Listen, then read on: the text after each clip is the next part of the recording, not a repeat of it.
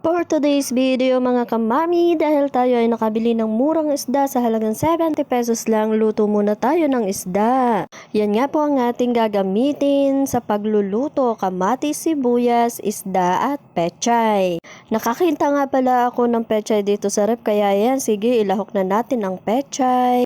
Ang lulutuin nga po pala natin for today's video ay kinamatisang isda. Yan. Pag kumukulo na nga ang ating tubig, pinakulong tubig, ilagay na po natin ang sibuyas at kamatis. Hayaan natin itong kumulo hanggang sa maluto ang kamatis, saka natin ilalagay ang ating isda.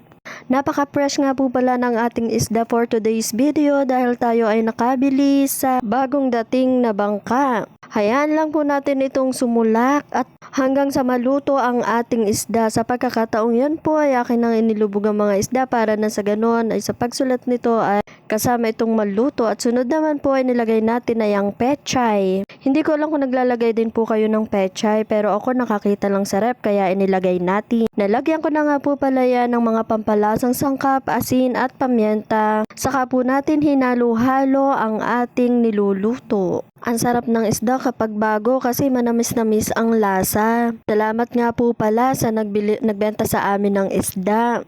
Naalala ko nga nung mga bata pa kami, bihira lang kami makatikim ng isda. Dahil bukod sa madalang naglalako sa amin ng isda sa kabukiran ay syempre mahirap din ang pambili. Pero salamat dahil ngayon ay nakakabili na tayo ng isda, sariwang isda. Yan, luto na po ang ating kinamatisang isda. Happy eating mga kamami. Salamat sa panonood. God bless!